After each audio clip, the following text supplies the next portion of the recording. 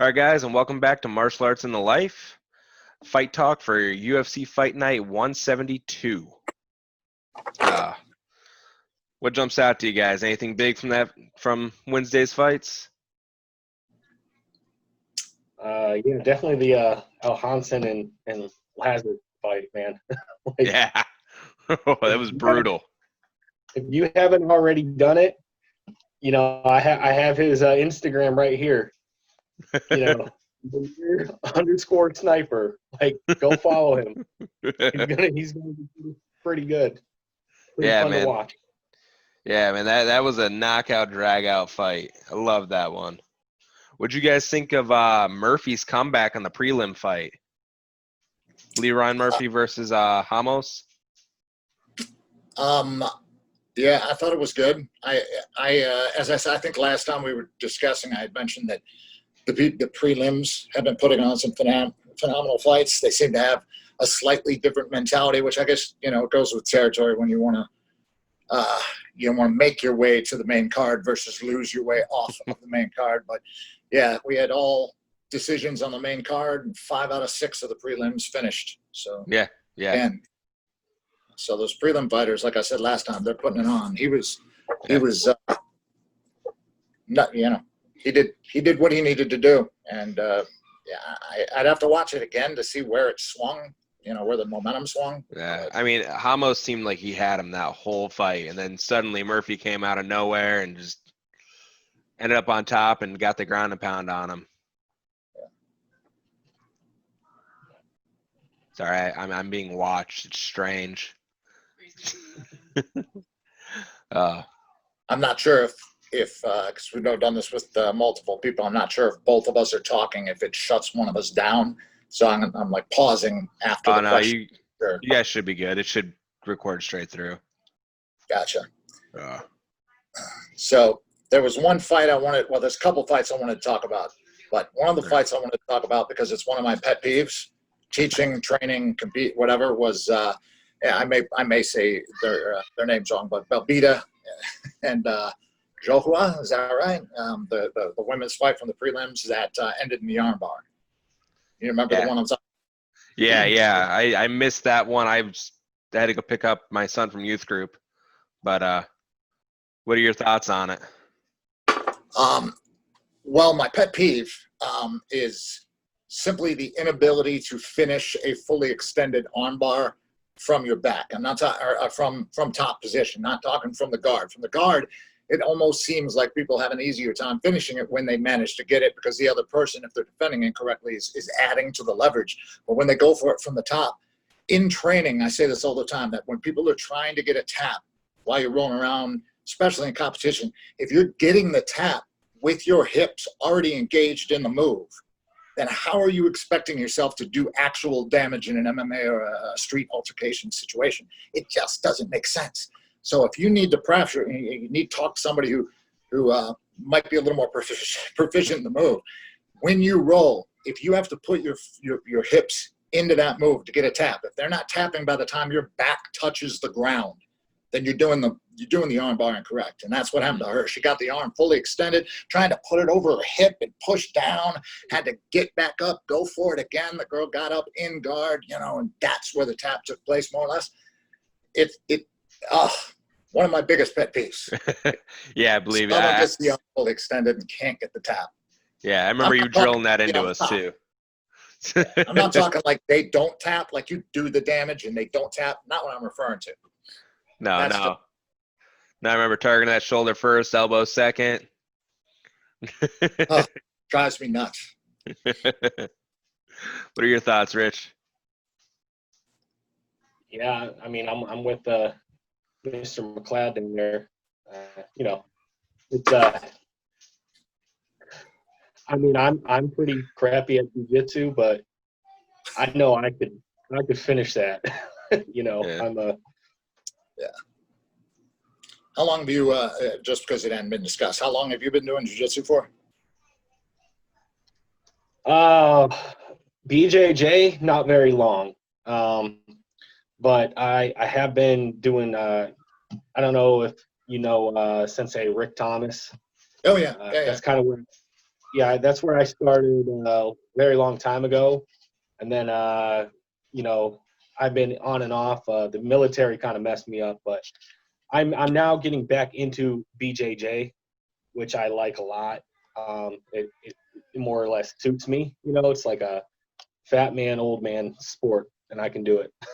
So If I I'm know fairly Rick new. for a long time, I trained Rick at Kent, and had for a little while as he was actually trying to be one of my associations out where he was. So he's a good guy. Talk to him about the armbar, you know, but that you keep an eye out and watch how many times when people in class are rolling, watch how many times their hips are having to be engaged in an armbar before you get the tap. Everybody at home, do the same thing.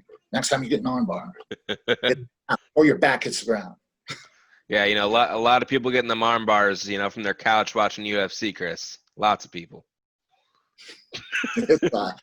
It's it's rare that they go for them, and I give them credit, all the credit in the world, when they're trying to finish from the top, because in a situation like that where the judges are going to call, you know, a lot of times person on top dictating the fight, whatever, you know, a lot of times, especially a long time where they would give that person the round just because they were on top. When they have top position, they can be ground and pounding, and they decide to try to finalize with a submission. I give them, you know, tons of credit for doing it, but do it right. Damn. I'll tell you what, you know, my biggest issue with the entire night was Bukauskas and Michaelidis fight. Okay. The, What the about the TKO between rounds because Michaelidis didn't know the cage door wasn't there. like he's getting up, like he just got hit in the head a lot. He's not feeling good. He goes to reach for the cage and just falls out. suppose that could have been worse if he went back out, I suppose. I was like, oh man, that sucks. Ref called it right there. Oh, I There definitely were would have. Yeah, I would three have liked. submissions. Yeah, was there? There were three Uh, submissions. yeah. Jack Shore and Aaron Phillips fight, and John Phillips and Yeah, Sean Phillips and Chimaev, is that how he knows? yeah. I'm gonna butcher that. Yeah, Definitely. got the Darce. Yeah. Chimaev, he dominated, man. Yeah, That was absolutely dominated that fight. That was not even close. yeah, he's somebody I want to see some more of against Yeah. some higher competition, because he, for lack of better terminology, kind of Khabib that fight. Yeah. Yeah, I mean, he was really impressive. He was dominating on his feet, dominating against the cage, dominating on the ground. There was nowhere where Phillips was keeping up with him. Yeah. I mean, that he was just a good all-around fighter. Yeah, it was impressive. Yeah. The rear naked choke wasn't bad either. I would definitely give the Darce, if we're talking like submission of the night, I would go with the Darce. I think actually last time we were talking about which submission we were going back and forth. Yeah, it was, may have even called. I have to watch that again to see if it was Nanaconda or Darce, which way he entered in. Yeah. Either way. Yeah. I would definitely think that one takes the submission of the night, in my opinion. I don't know what they actually came out with it. All the performance bonuses went to the prelim fighters, except for, I believe. Yeah, I think it was all the only fight that may have gotten a bonus. I'd have to go back. I'd have to look. Would be the Lazaz Al Hassan fight, which phenomenal. Yeah, that was a wonderful fight. That was fun to watch. It was definitely the most fun card in the entire fight to watch.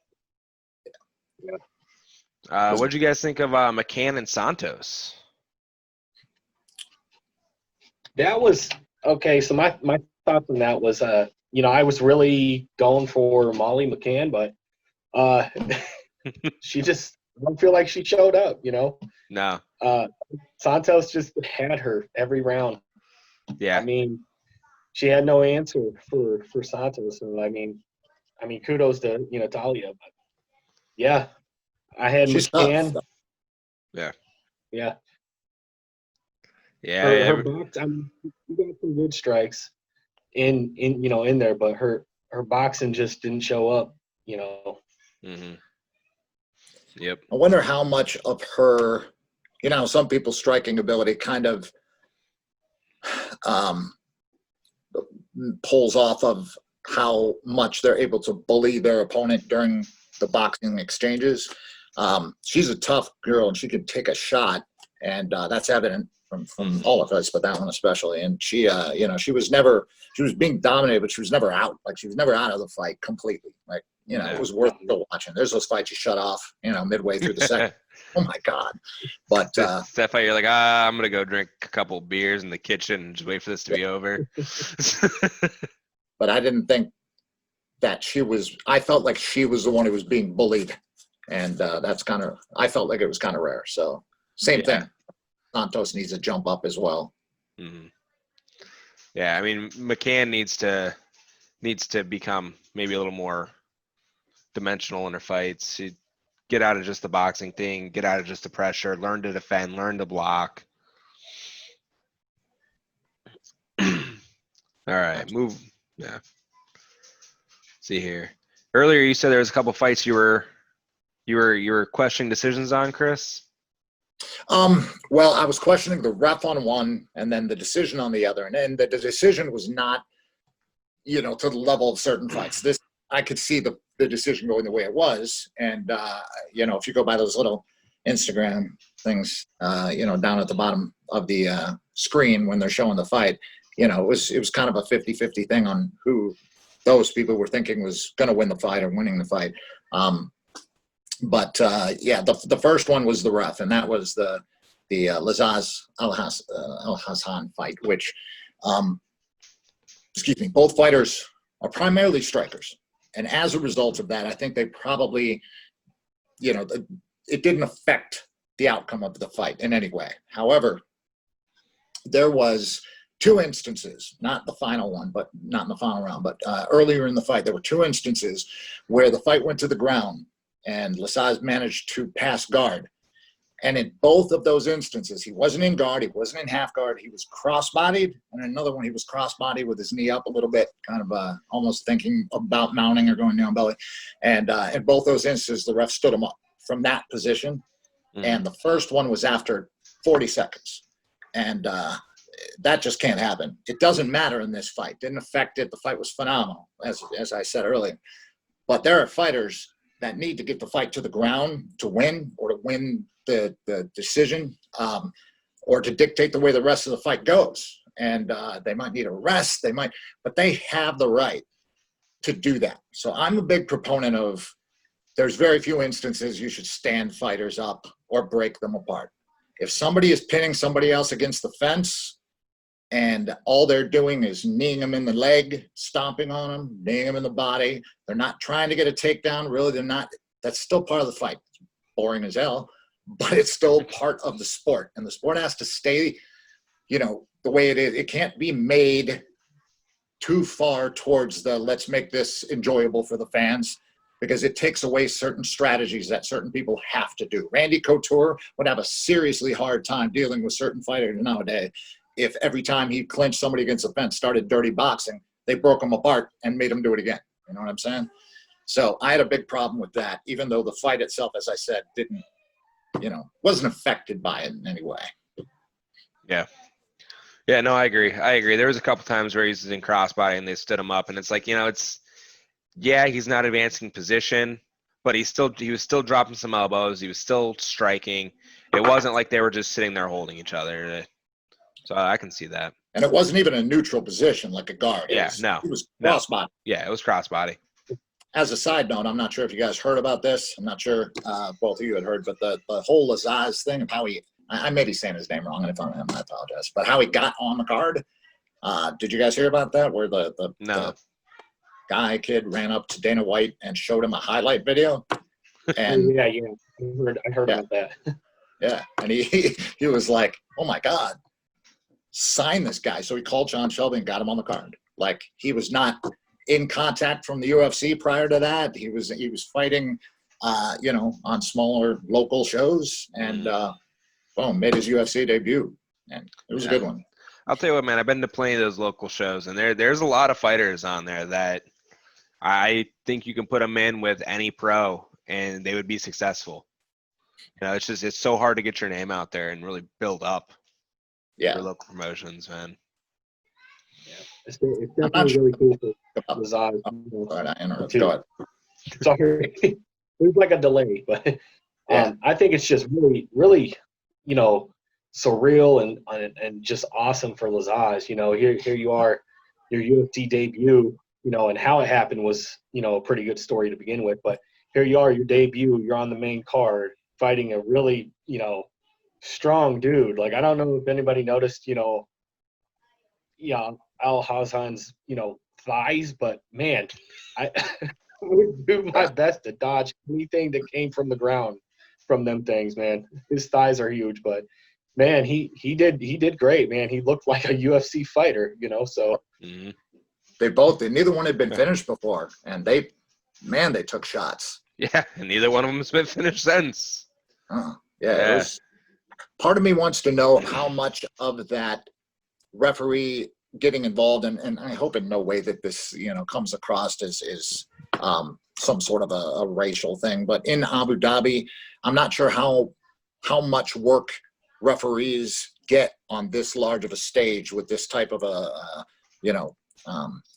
how many fights they get in general versus in the United States or in some other countries where there are fights happening all the time. And I don't know how much of maybe a fight culture where I know in certain places, like certain countries, they much prefer stand-up fighting than grappling. You know what I mean? So they may stand them up as a result of that. So, there may be a whole lot of other reasons for that happening than, just not liking grappling or not understanding what's going on. Trying to see if I can find a source that'll actually give refs names, but so far I haven't. I'm curious to see who refed it. I don't know his name. I hadn't seen him too often, but I know that he had in their native, I think, anyway, I don't speak it, but in their native language, I believe he had a tattoo on his arm that was made me believe that he was probably local as far as being the ref.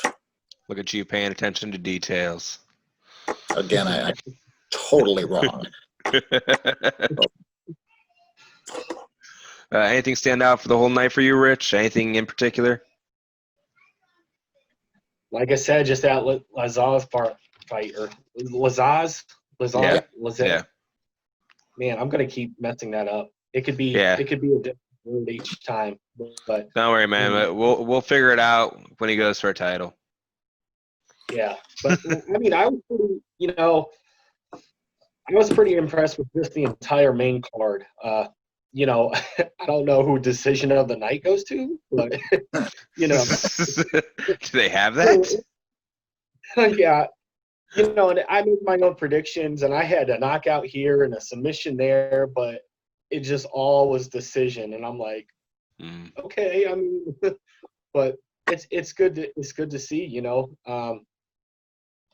yeah, that first main card fight, the Jimmy Rivera fight was pretty boring, but I mean, I like Jimmy Rivera, so I'm glad he walked away. I didn't agree with the fight. I thought Benoit, but I had to rewatch it, and I'm like, okay, yeah, I guess he did lose. Yeah. Like he talking about the done more. Benoit against the Tim Elliott. Yeah. Yeah. That was the fight I was talking about with you, where I said I didn't think it was a robbery, but I didn't agree with the decision either. I thought Benoit, how he says his name, I thought he won the fight. Yeah, that one was kind of weird. Tim Elliott's a strange fighter to begin with. Has a really weird rhythm, real hard to get a hold of. Neither one of them seemed to really to know their range. There's a lot of punches that were just being thrown where they weren't connecting, and it's like if they were 6 inches closer. What I think happens with Tim Elliott's with Elliott's fights, and I think he does a very good job, and I like watching him fight. Actually, and his last fight was I liked it a lot as well. But you can't. I think the judges did this in giving him the decision. I believe that CompuStat numbers like this person outstruck this person is only effective when you watch the fight and give it the eye test and okay, these punches he's landing, we hear him. There's no crowd in there. We know what kind of strikes are landing. If Royce Gracie, and obviously, I love Royce, but if he fought under those rules and he fought the way he used to, where he, kind of uses a little distance kick and he touches them in the leg make sure he's at the right range so that it can't be in danger.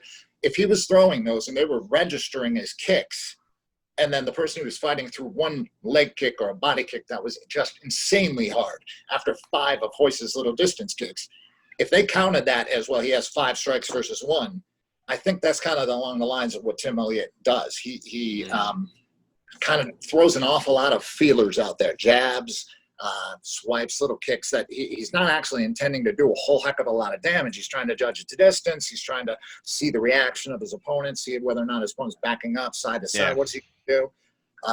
Because I think he really does want to get the clinch and get a takedown in a lot of his fights. And that's why I think they went with the wrong decision. I think Benoit was definitely dictating and doing the damage, and the strikes that Elliott was landing were not nearly on the same playing field. Like, they were different strikes. Yeah, but I mean, every striking coach I've ever had will tell you, not every punch has to be a knockout punch. Not every punch has to do damage. Get out there, tap, tap, tap, get your big clean strike in there. Yeah. So, that's a tough one.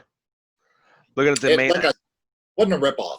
I'm not saying that they got it horribly wrong, but I did disagree with it. No, I scored that one for Elliott. Yeah, I did. Moving up to Calvin Kattar and Dan Ige. Go right ahead. I mean, I saw. I don't even know how to transition into this, but it's. I didn't like the fight, but it was pretty impressive. I just want to see Calvin Kattar's next fight.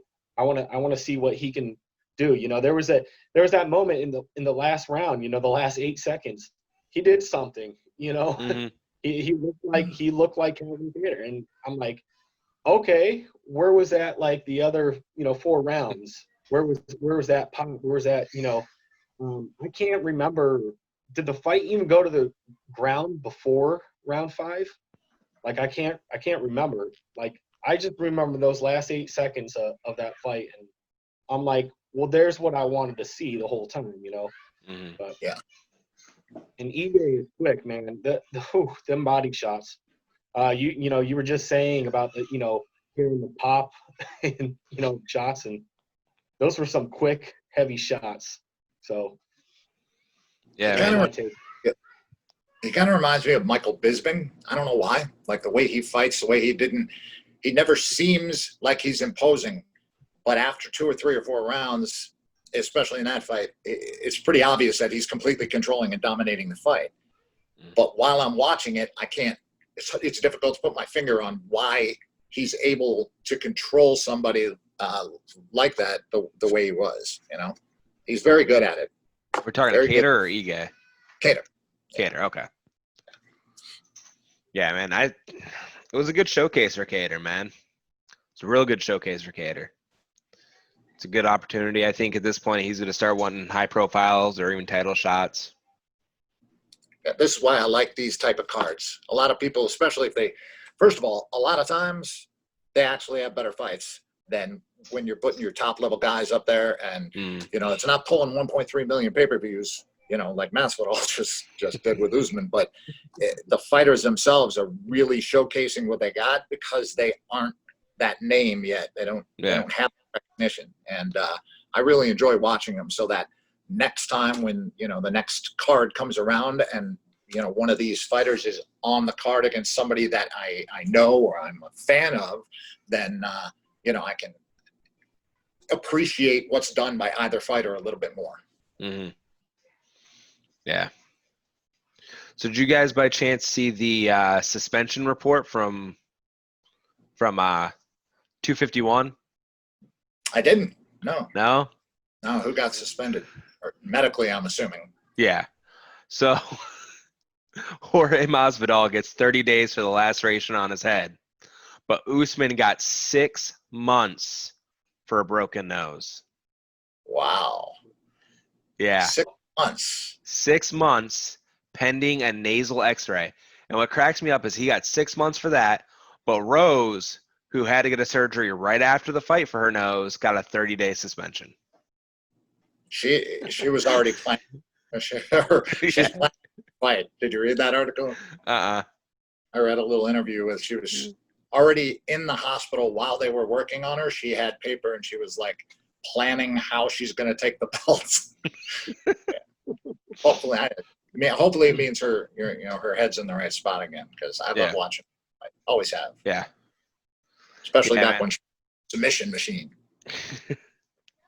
I think the first time I seen Rose fight, I think it was fighting Paige Van Zandt, actually. And I was a huge Paige Van Zandt, cheerleader at the time. So I was like, oh, she's got this.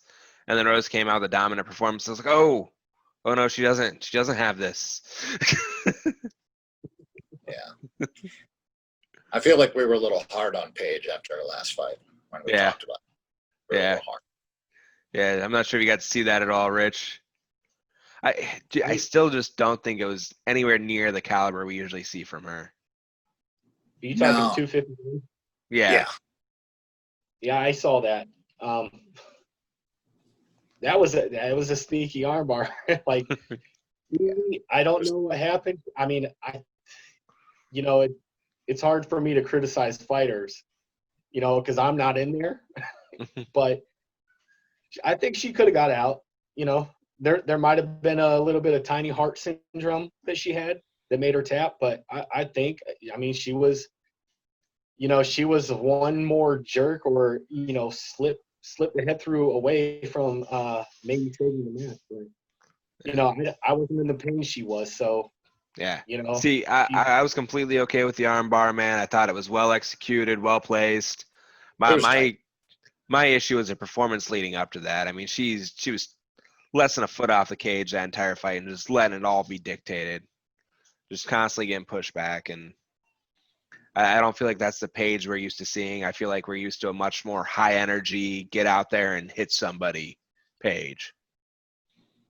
I think they mentioned during the fight that she had been doing an awful lot of training, and I don't know if they had said actually in Thailand. I can imagine that she was traveling, but that she was training that portion of her fighting a lot more. And when they did clinch against the fence, I saw that what she was looking to get was different than what she normally did. And so I think you're right. I think she didn't fight the way she normally does, where she really, like I said, she's explosive. She usually explodes out of positions. And this time she was it seemed like she was being much more methodical. And depending upon, I have no idea who she was training with and what their strategy is, but, traditional Thai type, the first round, they're kind of feeling each other out. They're not going as hard as they do later on. Music picks up, everything. But it kind of looked that way to me. Like she was being very methodical, and that definitely isn't the way she normally fights. No. I mean, her fighting has changed a lot since she moved from Team Alpha Male up to Portland. But, I mean, even so, though, I mean, when you're at that level, is a really good time to reinvent the wheel. Yeah, for sure. Yeah. So, I mean, that's my concern there. You guys have any predictions for Saturday? I'm looking forward to the whole card. The co-main event, actually, just as much as the main event. Yeah. How about, I want to give you guys a chance to say it. I'm going to make sure I get I'm going to pull the card up here to make sure I'm not missing any other fighters on it. Yeah, I'm looking at it now. And